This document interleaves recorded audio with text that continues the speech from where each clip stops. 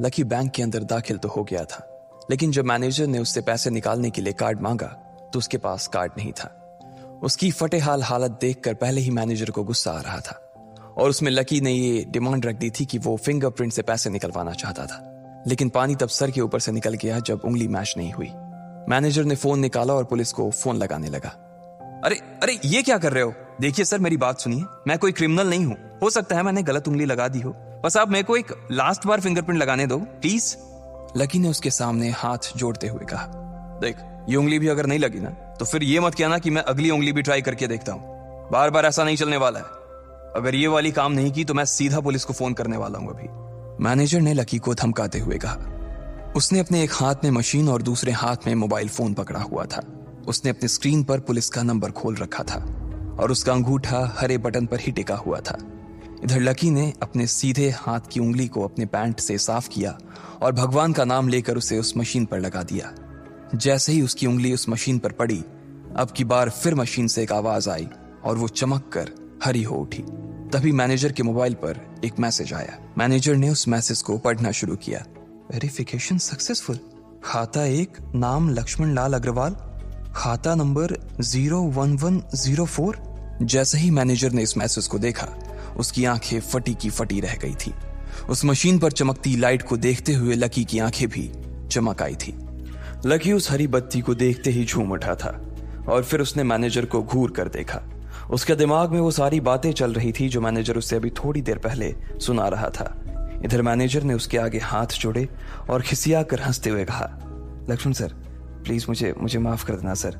मैं इस ब्रांच में नया आया हूँ और इसलिए मुझे मालूम नहीं था कि आप कौन हो। मैं इस ब्रांच का कस्टमर मैनेजर शशिकांत वर्मा हूँ। प्लीज आगे भी मेरा ध्यान रखना सर, प्लीज। Sorry sir. हाँ ठीक है, तो मुझे ये बताओ कि मेरे खाते में कितने पैसे रखे हुए हैं, लकी ने कहा और वो अब सोफे पर बैठ गया। मैनेजर उसके सामने ही खड़ा हुआ था और उसके खाते की जानकारी अपने फोन पर ही निकाल रहा था। उसने अपने फोन पर इधर उधर कुछ उंगलियां चलाई और बोला, हो गया सर, आपके खाते में इस वक्त 90,80,70,650 रुपए रखे हुए हैं सर। शशिकांत के खुद के होश इतनी बड़ी रकम को देखने के बाद उड़ गए थे।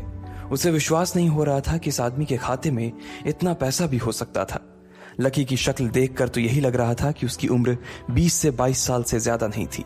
ऐसे में अगर उसके खाते में इतना सारा पैसा रखा हुआ था तो ये वाकई बहुत बड़ी बात थी। शशिकांत अपने मन में ये सोच रहा था कि दुनिया के 99% लोग ही अपनी पूरी जिंदगी काम करने के बाद भी इतना पैसा नहीं कमा सकते थे जितना कि लकी के खाते में इतनी छोटी सी उम्र में रखा हुआ था। लेकिन लकी ने इधर जब उसके फोन में अपने खाते पर पड़ी हुई जानकारी को देखा तो उसे कुछ अजीब सा लगा। उसे लग रहा था कि उसे तुरंत इतने पैसों के हिसाब से अब अपनी जिंदगी को ढालने की कोशिश करनी शुरू कर देनी चाहिए, वरना उसके साथ वही होने वाला था जो आज बैंक में उसके साथ हुआ था। अरे सर, खाते में पैसे के अलावा और भी चीजें हैं जो मैं आपको बताना चाहता हूं सर। मैनेजर ने फिर से अपनी फोन पर उंगलियां फिराई और बोला, सर, एक तो आपके खाते में एक फरारी जुड़ी हुई दिखा रहा है सर। इसके अलावा आपके खाते में 2 किलो सोने की 100 ईंटें रखी हुई हैं, 5 किलो सोने की 20 ईंटें, पिकासो की 3 असली पेंटिंग हैं, 20 हीरे हैं 24 कैरेट के और भी बहुत कुछ है सर। मैनेजर ने हाफते हुए और अपने पसीने साफ करते हुए कहा। इतना सारा धन देखने के बाद शशिकांत की आंखें तो बाहर ही निकल आई थी। उसने कभी लकी जितना अमीर आदमी अपनी जिंदगी में नहीं देखा था।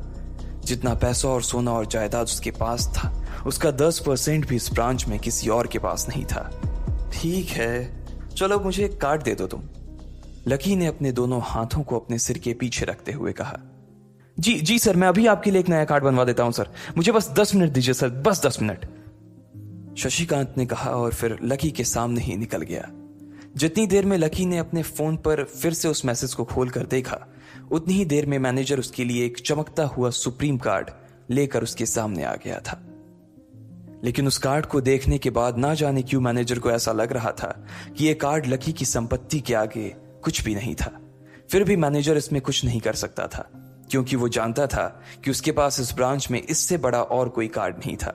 इसलिए फिलहाल वो लकी को यही दे सकता था। उसने उस कार्ड पर लकी का पूरा नाम लक्ष्मण लाल अग्रवाल गुदवा दिया था। लीजिए सर आपका कार्ड, पासवर्ड वगैरह सर आपको ईमेल पे मिल जाएगा। शशिकांत ने मुस्कुराते हुए कहा और वो लकी के सामने हाथ बांधकर खड़ा हो गया। इधर लकी ने उस कार्ड को उलट पलट कर देखा और फिर अपनी जगह से खड़ा होकर वो बाहर निकलने लगा। शशिकांत का मन तो यही कर रहा था कि वो उसे दरवाजे तक छोड़ने जाए, लेकिन उसकी ड्यूटी इसी ऑफिस में थी और वो किसी को बाहर छोड़ने नहीं जा सकता था। फिर भी वो लकी के लिए दरवाजा खोलने के लिए आगे आ गया था। इधर यास्मीन अपने कैबिन में अपना सिर पकड़े हुए बैठी थी। उसे समझ नहीं आ रहा था कि आखिर अंदर चल क्या रहा था। एक पल को तो उसे लगा कि लकी पागल नहीं बल्कि बदमाश था कोई, और उसने शशिकांत को बंदी बना लिया था। लेकिन जब वो लकी के लिए कार्ड लाने के लिए अपने दफ्तर से बाहर आया तो यास्मीन को लगा कि कुछ गड़बड़ नहीं हुई थी। फिर ये इतनी जल्दी में कहाँ जा रहे हैं? उसने अपने आप से पूछा। शशिकांत को सुरक्षित देख बैंक के बाकी लोग भी दरवाजे पर से पीछे हट गए थे। वैसे भी उसे देखते ही सब लोग अपनी अपनी जगह पर वापस दौड़े चले जाते थे। शशिकांत का खौफ ही ऐसा था कि उसकी आंखों की झलक भर से खड़ा कर्मचारी जाकर अपनी कुर्सी पर बैठ जाता था। लेकिन एक बार शशिकांत के बाहर आने के बाद वो दोबारा बाहर नहीं आया था और ना ही लकी कमरे से बाहर आया था। इधर यास्मीन परेशान हुए जा रही थी। वो जानती थी कि अगर कुछ भी गड़बड़ हुआ तो सबसे पहले उसकी नौकरी जाने वाली थी। उसने बड़ी मुश्किल से और मेहनत करके इस नौकरी को हासिल किया था और वो किसी पागल की वजह से इसे अपने हाथ से नहीं जाने देना चाहती थी। जैसे ही परेशान यास्मीन ने अपनी नजर उठाकर फिर से उस कमरे की ओर देखा तो पाया कि लकी बहुत ही आराम से उस कमरे से बाहर निकलकर दरवाजे की ओर बढ़ता चला जा रहा था। ए, रुको, तुम इस तरह नहीं जा सकते। यास्मीन जोर से चिल्लाई और भागते हुए लकी के पास चली गई। तुम्हारी हिम्मत कैसे हुई जबरदस्ती हमारे वीआईपी रूम में घुसे चले जाने की? यास्मीन ने गुस्से में पूछा। उसका मन तो यही कर रहा था कि वो अभी लकी का गिरबान पकड़कर उसे झकझोर दे, लेकिन उसने अपने आप को रोक रखा था। मैंने पहले भी कहा था ना आपसे, मैं यहां सिर्फ अपना पैसा लेने आया था और कुछ नहीं, लकी ने कहा और मुस्कुराने लगा। यास्मीन ने देखा कि उसके हाथ में एक सुप्रीम कार्ड था और वो उसकी उंगलियों के बीच चमक रहा था। यास्मीन के दिमाग में आया कि लकी ने यह कार्ड कहीं अंदर से चुरा तो नहीं लिया, और इससे पहले कि वो यहां से चोरी करके भागता यास्मीन जोर से चिल्लाई, सिक्योरिटी, सिक्योरिटी। उसकी आवाज को सुनते ही दो बंदूक वाले गार्ड भागे भागे यास्मीन के पास आ गए। ये चोरी करके भाग रहा है, पकड़ो इसे। लकी ने जब यास्मीन के मुंह से ये बात सुनी तो उसके कान खड़े हो गए। इससे पहले कि वो वहां से अपनी जान बचाकर भाग पाता, सिक्योरिटी वालों ने उसे धर दबोच लिया था और फिर उसकी जेब टटोलने लगे थे। इधर यास्मीन ने देखा कि उस सुप्रीम कार्ड पर उसने अपना नाम भी गुदवा लिया था। तुम्हारी इतनी हिम्मत कि तुमने शशिकांत सर को डरा कर अपना नाम भी लिखवा लिया इस पर। इसकी जेब चेक करो, यास्मीन ने गुस्से से कहा। दोनों में से एक गार्ड लकी की जेब टटोलने लगा था। लकी की समझ में नहीं आ रहा था कि आखिर ये लड़की उससे समझ क्या रही थी। अगर उसे उसके खाते या इसकी संपत्ति या सिर्फ इसके परिवार के बारे में भी पता चल जाता तो भी यास्मीन उसके पैरों में गिर जाती। इससे पहले कि लकी अपनी सफाई में कुछ कह पाता, एक गार्ड बोला, मैडम, इसकी जेब में तो कुछ नहीं है, बल्कि फटी हुई जेब है इसकी। तभी उसकी बात सुनकर दूसरे सिपाही ने कहा, मैडम, हो सकता है ये इसी जेब में चाकू रख कर लाया हो और उसको निकालते वक्त उसी चाकू से इसकी जेब फट गई होगी। मुझे तो ऐसा ही लग रहा है। दूसरे सिपाही ने अपनी लड़खड़ाती जबान में बोला, अरे पागल हो क्या? ये सब आप लोग क्या बोल रहे हो? शशिका। इससे पहले कि लकी आके कुछ बोल पाता, एक गार्ड ने उसके दोनों हाथों को मरोड़ दिया था। इधर यास्मीन अपने मन में सोच रही थी कि अगर वो चाकू लाया था तो फिर वो चला कहां गया था। बाप रे! अचानक से यास्मीन की आंखें बड़ी सी हो गई थी। उसे लगा कि लकी ने उस चाकू से शशिकांत का खून कर दिया था। यास्मीन ने तुरंत अपना फोन निकाला और पुलिस को फोन मिलाते हुए कहा, हेलो पुलिस स्टेशन, मैं न्यू सिटी बैंक से बोल रही हूँ। हमारे बैंक में एक सनकी चोर घुस आया है और उसने हमारे कस्टमर मैनेजर का खून कर दिया है। आप प्लीज जल्दी आ जाइए सर। यास्मीन ने घबराते हुए कहा और फोन रख दिया। तब तक दोनों गार्ड ने लकी को नीचे घुटनों के बल बैठा दिया था और उसके सिर पर बंदूक तान दी थी। जैसे ही बाकी लोगों ने भी अपनी आंखों के सामने ये मंजर देखा तो वो सब लोग भी लकी के आसपास घेरा बनाकर खड़े हो गए। अंदर बैठे मैनेजर ने जब इस हलचल को देखा तो वो भी अपना सारा सिस्टम बंद करके बाहर आ गया। अरे क्या हो रहा है ये सब? उसने जोर से आवाज देते हुए पूछा। जैसे ही सब लोगों ने उसकी आवाज सुनी तो वो चौंक गए और शशिकांत वर्मा की ओर देखने लगे। देखने वालों में यास्मीन भी शामिल थी और उसने देखा कि उसका मैनेजर तो जिंदा है और सही सलामत उसकी आंखों के सामने खड़ा था। सर, आप जिंदा हैं? यास्मीन ने खुशी और आश्चर्य भरे भाव के साथ शशिकांत की ओर देखते हुए कहा, लेकिन अगले ही पल उसकी खुशी की जगह दुख ने ले ली थी।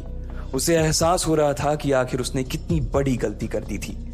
यास्मीन ने अपनी ही जुबान काट ली थी और उसके जले पर नमक छिड़का शशिकांत ने। उसने कहा, मैं क्यों इतनी जल्दी मरने लगा और तुमने ये सब क्या तमाशा लगा रखा है? उसने कहा और फिर उस भीड़ की ओर बढ़ने लगा। जैसे ही वो आगे आया उसने देखा कि उन लोगों ने लकी को गन पॉइंट पर बैठा रखा है। अरे किसने किया ये? शशिकांत तुरंत लकी की ओर दौड़ा और उसने उसके पास खड़े दोनों गार्ड्स को हटा दिया। फिर लकी को उठाने के लिए उसने अपना हाथ उसकी ओर बढ़ा दिया और बोला, sir I am really sorry sir, इस बेवकूफी के लिए मैं आपसे माफी मांगता हूं sir, I am really sorry sir. Shashikant उसके पैरों में ही गिरने को हो गया था। लकी उसका हाथ पकड़कर खड़ा हुआ और फिर यास्मीन की ओर घूरने लगा। आप पूछ रहे थे ना ये किसने किया? इसने किया है ये, और इसने सिर्फ इतना ही नहीं किया बल्कि इसने पुलिस को भी बुला लिया है। इसे लग रहा है कि मैं कोई क्रिमिनल हूं जिसने आपका खून कर दिया है और आपसे ये कार्ड चुरा कर भाग रहा हूं, ये कार्ड जो आपने मुझे दिया है। लकी ने यास्मीन की ओर उंगली दिखाते हुए गुस्से में कहा। अचानक ही सब लोग थोड़ा पीछे हटकर यास्मीन को देखने लगे थे। यास्मीन घबराई हुई सी फर्श पर तो कभी छत को देखे जा रही थी। यास्मीन, जो मैं सुन रहा हूं क्या वो सच है? शशिकांत ने यास्मीन को घूरते हुए गुस्से में पूछा।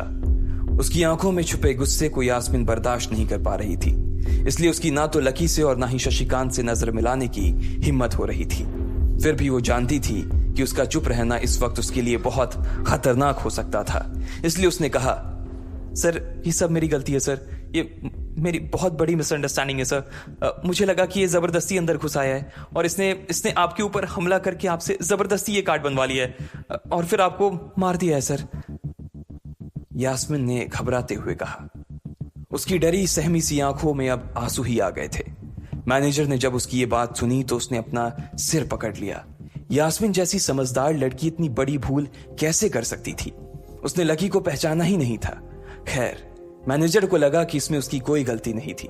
जब वो खुद लकी को नहीं पहचान पाया था तो फिर यास्मीन कैसे पहचान पाती?